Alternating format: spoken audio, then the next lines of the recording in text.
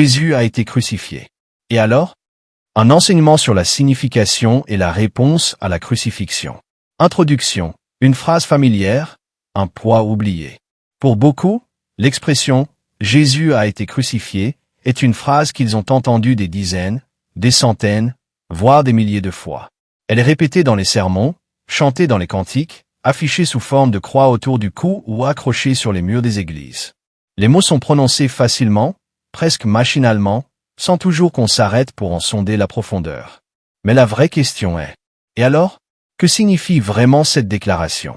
Pourquoi cela devrait-il avoir de l'importance pour vous, pour moi, pour quiconque? Pourquoi cet événement historique, la crucifixion de Jésus-Christ, a-t-il marqué à ce point l'histoire de l'humanité, bouleversé des vies et changé le destin de milliards de personnes à travers les âges?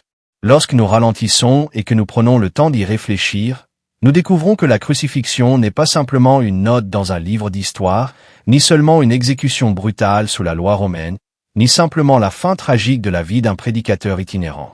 C'est le point culminant du plan divin, le centre même de l'histoire humaine, et la démonstration ultime de l'amour sacrificiel.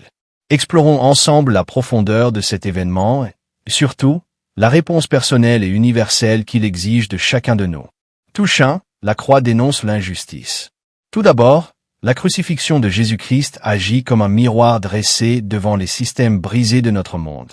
Lorsque Jésus fut cloué sur la croix, ce n'était ni parce qu'il était coupable d'un crime, ni parce qu'il avait enfreint une loi morale ou juridique. Jésus était parfaitement innocent, un homme dont la vie débordait de compassion, de vérité et de bonté sans faille. Et pourtant, les systèmes politiques et religieux de son époque l'ont condamné. Pourquoi? Parce que la vérité dérange toujours le pouvoir corrompu. Parce que l'amour menace toujours les structures bâties sur la cupidité, l'exploitation et l'orgueil. Parce que l'humilité dévoile toujours l'arrogance des cœurs endurcis. Lorsque Jésus marchait parmi les hommes, guérissant les malades, accueillant les exclus, dénonçant l'hypocrisie religieuse et confrontant les puissants, il est devenu une présence insupportable pour ceux dont les cœurs étaient fermés par l'ambition et l'avidité.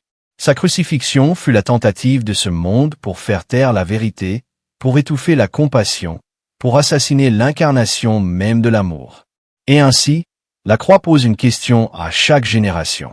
Seras-tu prêt à défendre la vérité, même si cela doit te coûter des amis, du confort ou ta réputation? Oseras-tu aimer avec audace dans un monde qui rend souvent la haine pour l'amour? Prendras-tu la défense des opprimés et des sans-voix, même si cela implique de renoncer à tes privilèges? La croix nous invite à confronter l'injustice, non seulement celle du passé, mais aussi celle qui existe encore aujourd'hui, dans nos sociétés, dans nos lieux de travail, dans nos familles et dans nos propres cœurs. Touche 2, la croix offre un pardon radical. La crucifixion de Jésus n'est pas seulement une illustration de la cruauté humaine, c'est également la démonstration suprême de la miséricorde divine. Alors qu'il pendait au bois, les mains et les pieds transpercés de clous, suffoquant sous le poids de son propre corps, que fit Jésus? Il ne maudit pas ses bourreaux. Il ne réclama pas justice pour lui-même. Au contraire, il leva les yeux vers le ciel et pria. « Père, pardonne-leur, car ils ne savent pas ce qu'ils font. » Luc 23h34. Ce n'était pas un acte de faiblesse, mais un acte de force spirituelle inégalée. Une force qui refuse de répondre à la haine par la haine, qui choisit d'aimer au-delà de la trahison, au-delà de la violence, au-delà de l'injustice. La croix nous enseigne que personne n'est hors de portée du pardon de Dieu. Peu importe ton passé, que tu sois le traître comme Judas, le rogneur comme Pierre, ou le sceptique comme Thomas, la mort de Jésus proclame. Tu es aimé. Tu es désiré. Tu peux être pardonné. Si le Fils de Dieu a pu pardonner à ceux qui l'ont crucifié, comment pourrions-nous justifier notre refus de pardonner aux autres? Comment pourrions-nous nous accrocher à la rancune, cultiver l'amertume ou laisser la colère nous consumer? La croix nous enseigne que le pardon n'est pas une récompense que l'on mérite, mais un cadeau que l'on reçoit, gratuitement et immérité. Touche 3, la croix exige une réponse personnelle. La crucifixion n'est pas un spectacle destiné à être observé passivement depuis une distance émotionnelle, comme une œuvre d'art accrochée dans un musée. Ce n'est pas un simple fait historique à classer dans un coin de notre esprit.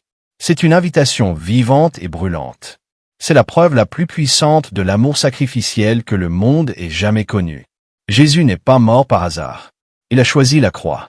Il l'a acceptée, pleinement conscient du poids qu'elle portait. Ton péché, Mon péché, le péché du monde entier. Lorsque tu prends la mesure de cet amour, tu comprends que la croix exige plus qu'un simple respect ou une admiration superficielle. Elle exige une réponse. Alors, quelle doit être notre réponse? Aimer sans réserve, même quand c'est difficile ou inconfortable. Pardonner ceux que l'on considère comme impardonnables. Défendre ce qui est juste, même si cela signifie être rejeté. Rejeter l'orgueil et l'égoïsme. Porteur sa propre croix, accepter son appel, ses responsabilités, ses épreuves, et avancer avec courage et détermination. Jésus a dit dans Matthieu 16h24, « Si quelqu'un veut venir après moi, qu'il renonce à lui-même, qu'il se charge de sa croix, et qu'il me suive. » La croix n'offre pas une foi confortable. Elle offre une vie transformée. Touche 4. La croix est une invitation à la transformation et à la résurrection. Enfin, la croix n'était pas la fin de l'histoire. Jésus n'est pas resté suspendu à ce bois romain. Son corps fut descendu, déposé dans un tombeau. Mais 3 jours plus tard, il est ressuscité. La résurrection change tout. La croix nous montre la profondeur de l'amour de Dieu. La résurrection nous révèle la puissance de la vie de Dieu. Parce que Jésus est ressuscité, nous savons que la mort n'a pas le dernier mot. Parce que Jésus est ressuscité, nous savons que la souffrance n'est pas la conclusion de l'histoire. Parce que Jésus est ressuscité, nous savons que le brisement peut être guéri, que le péché peut être vaincu, et que les situations les plus désespérées peuvent être ressuscitées. La croix nous invite non seulement à recevoir le pardon, mais aussi à embrasser une nouvelle façon de vivre. Une vie où la peur ne domine plus. Une vie où l'amour est plus fort que la haine. Une vie où la grâce efface la culpabilité. Une vie où le brisement devient une porte vers la plénitude, et non vers le désespoir. Et alors? Alors désormais, nous vivons différemment. Nous pardonnons sans compter. Nous servons avec humilité. Nous aimons avec profondeur. Nous espérons sans vaciller. Nous persévérons avec foi. Parce que lui, il l'a fait. Conclusion. La croix, ton choix.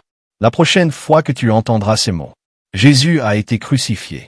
Ne les laisse pas passer sans réflexion. La croix est bien plus qu'un événement historique. C'est une invitation personnelle, lancée par un Dieu qui t'a aimé au point de donner sa vie pour toi. La croix te pose ces questions. Accepteras-tu le pardon qu'elle offre? Vivras-tu l'amour qu'elle incarne? Combattras-tu l'injustice qu'elle dénonce? Embrasseras-tu la transformation qu'elle promet? Jésus a été crucifié. Et alors? La réponse à cette question peut transformer non seulement ton avenir, mais aussi ton présent. Que la croix ne soit pas qu'un simple symbole accroché à un mur. Qu'elle devienne ton point de départ, ta boussole et le fondement de ta vie.